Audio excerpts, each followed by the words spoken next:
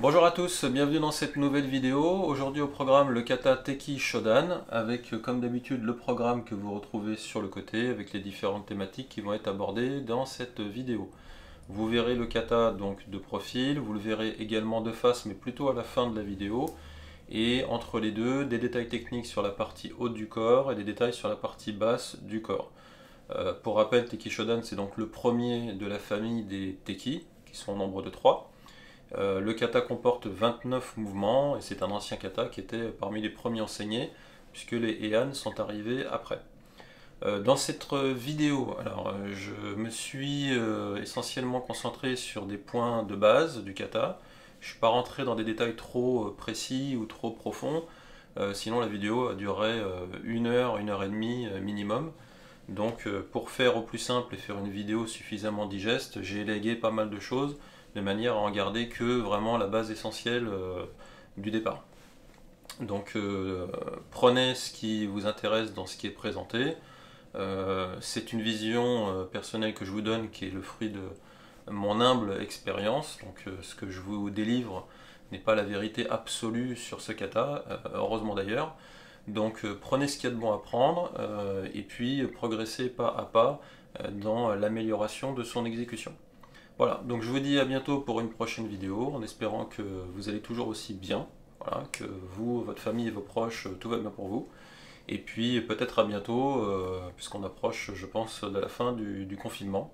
Donc on verra bien ce que va nous dire le gouvernement et le ministère de la Santé, et on pourra aviser à ce moment-là. Voilà, donc bon courage à vous et à très bientôt. Pour commencer, vous pouvez donc regarder le kata en vue de profil. Chaque mouvement est exécuté, on va dire, de manière normale, voilà. C'est pas une vitesse rapide.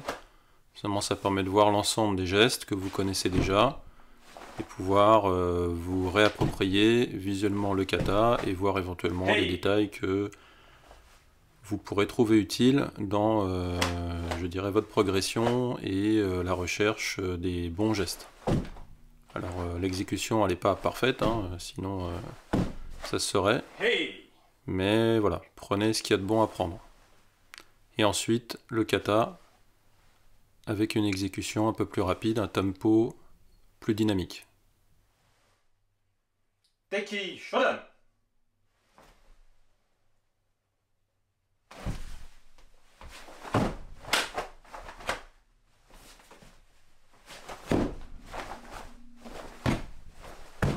Hey!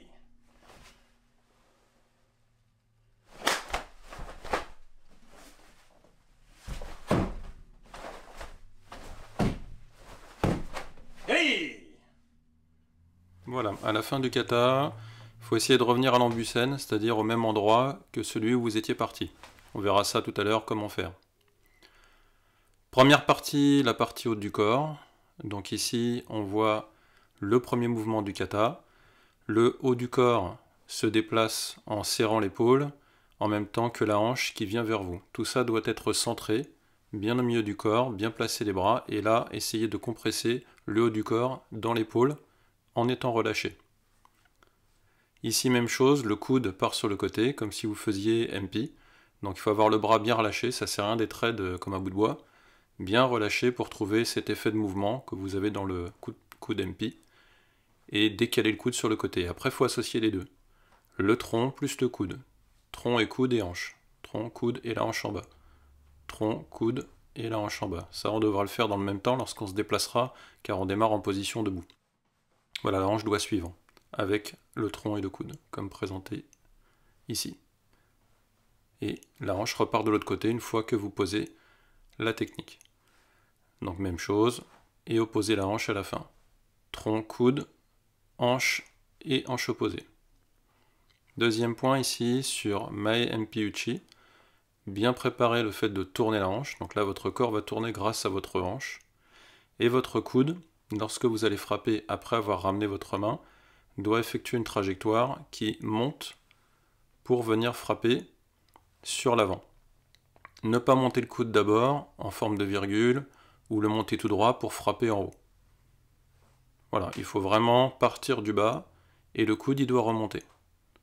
On part du bas, en ayant le corps droit, on tourne les hanches avec le tronc, et au dernier moment, le coude monte en effectuant une diagonale vers le haut, et en frappant droit devant soi, dans la main qui va réceptionner le coude. Ici, le coude c'est en V, hein.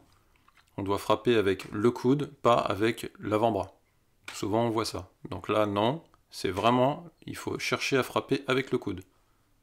Vous ne frappez pas avec votre avant-bras. Donc quand vous faites MP, ce qui est efficace, c'est le coude. Ici, troisième point, le pivot des hanches qui est important au début du kata, lorsque vous effectuez Kagitsuki, Gedenbarai, même sur les techniques suivantes où le bassin bouge de droite et de gauche. Donc c'est très important de bien saisir que vos hanches elles bougent d'un côté et de l'autre. Votre coude ici pour descendre, il doit descendre droit vers le bas en étant relâché, avec la main qui va accompagner en se positionnant en Ikité le long du corps, et joindre les deux en tournant la hanche. Et une fois que vous êtes de ce côté-là, même chose, vous repivoterez les hanches de l'autre côté, mais de manière un peu moins accentuée pour pas vous déformer l'épaule au niveau du Gedenbarai lorsque vous allez tourner. Il faut rester droit. Quatrième point, Uchiuke. Donc ici, pour armer le Uchiuke, souvent on voit les gens qui arment à l'épaule. Donc il faut armer en bas, ce qui est logique puisque lorsqu'une attaque arrive devant vous, pour pouvoir la dévier, il faut passer par en dessous l'attaque. Donc vous n'allez pas bloquer une attaque en armant au-dessus. Et après, vous pouvez cadencer pour aller de plus en plus vite et accélérer. Ici, Nageshiuke, même chose, l'attaque de fin, elle est bien au centre. Pour apprendre au départ, on peut faire comme ceci, de manière séquencée, tendre le bras, placer Gedenbarai en dessous, monter Nageshiuke et après attaquer de face.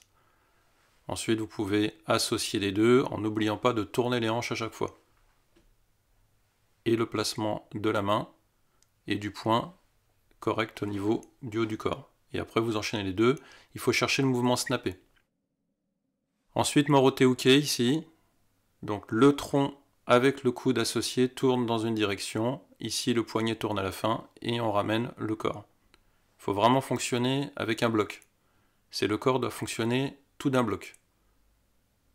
Complètement d'un bloc, c'est plus dynamique, plus sec et plus rapide. Même chose, vos hanches comme tout à l'heure, elles tournent, elles changent de côté pour exécuter la même chose de l'autre côté. Utilisez bien votre bassin, pour exécuter la technique de l'autre côté.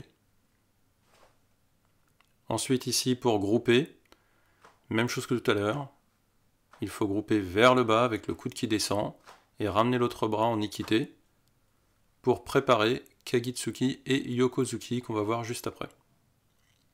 Ici, bien tourner le poing au dernier moment en Ikité. On groupe avec les hanches qui se placent de face et là on va faire Yokozuki de la même manière qu'on peut le faire dans Yanidan. Bien groupé de face et Yokozuki devant. Prenez Yanidan comme exemple et essayez de reproduire cette technique dans Teki Shodan avec Kagizuki en plus. Pour Kagizuki, c'est un mouvement qui est courbe et qui prend son origine lorsque vous le tournez au niveau du coude. Donc lorsque vous tournez le coude pour revenir en arrière, c'est-à-dire faire Kagitsuki à l'envers, vous devez retrouver Uchiuke.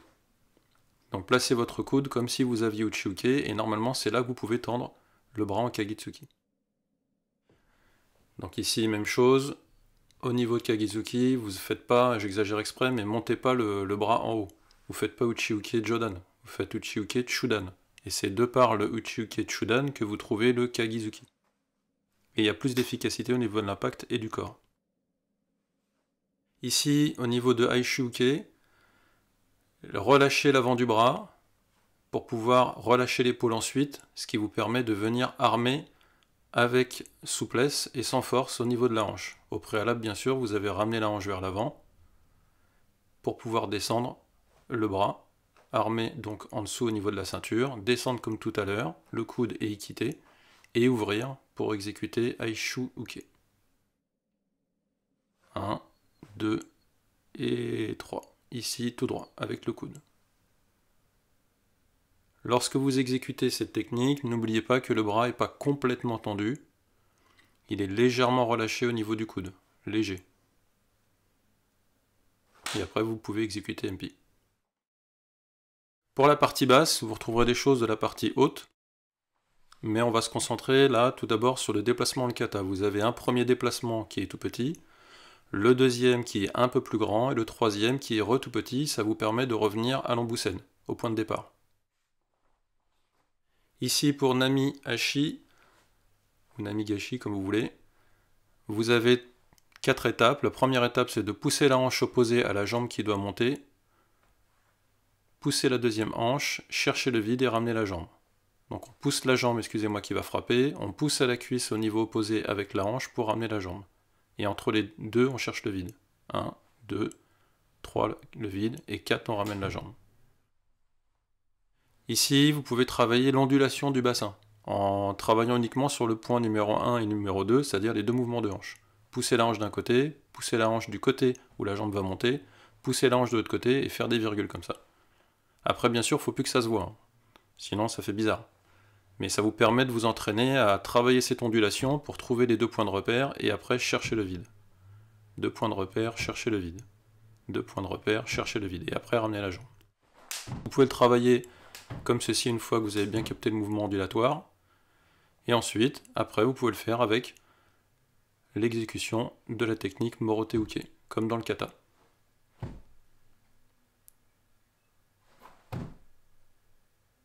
Le vide vous permet de gagner en dynamisme. Ici, vous avez un petit exercice tout simple, en opposant votre tronc avec la cuisse, de manière ouverte au niveau du genou. Faites attention de ne pas vous tordre le genou. Vous pouvez travailler l'intérieur de la cuisse comme ça pour assouplir un peu la hanche. Et retrouver un peu le travail que vous avez dans Nani Hashi. Vous pouvez le faire à droite, à gauche. Ici, pour le départ du kata, au niveau de la partie basse, vos hanches elles vont légèrement tourner puisque votre pied d'appui et celui qui va passer par-dessus va chercher à essayer de rester le plus proche possible de la ligne de départ. Parce que si à chaque fois vous avancez d'un pas, vous finirez jamais à l'emboucène. Donc la hanche tourne, mais les bras restent au même endroit, de manière à trouver l'effet élastique. Même chose avec Kagizuki. Ici, le bras a une trajectoire droite. Et lorsque vous allez vous déplacer, vous allez utiliser vos hanches pour chercher l'élasticité. Et en avançant dans la ligne du kata, votre hanche va s'ouvrir, mais votre bras va rester placé pour créer cet effet de torsion. Et lorsque vous allez armer pour faire Uchi-Uke, vous aurez cette élasticité pour trouver de la vitesse.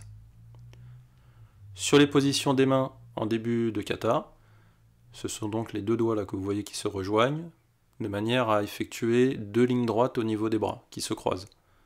Et pas avoir, si vous voulez, le fait d'avoir les deux mains l'une sur l'autre, qui fait qu'en fin de compte, vous avez une trajectoire courbe dans le prolongement du bras et de la main. Donc il faut bien que les mains soient droites dans l'alignement du bras. Même chose de l'autre côté, vous voyez, ça fait une ligne courbe. Donc on ne s'en rend pas forcément compte quand on fait le kata, parce que vous ne voyez pas, mais si vous êtes devant un miroir, vous devez pouvoir observer deux lignes droites. Même chose sur le côté. Si votre main est dirigée vers le bas pour, entre guillemets, montrer que vous avez bien placé vos mains, vous allez effectuer une ligne courbe dans un sens ou dans l'autre. Soit vous allez regarder vos mains quelque part, et donc ça va partir comme ça en biais, soit vous allez montrer que vous avez bien placé vos mains, mais ça va partir vers le bas et en biais également. Donc il faut chercher à faire une ligne bien droite. Voilà, ce sera tout pour aujourd'hui. Je vous laisse avec le même kata de face. Teki Shodan! Un peu plus rapide avec le tempo.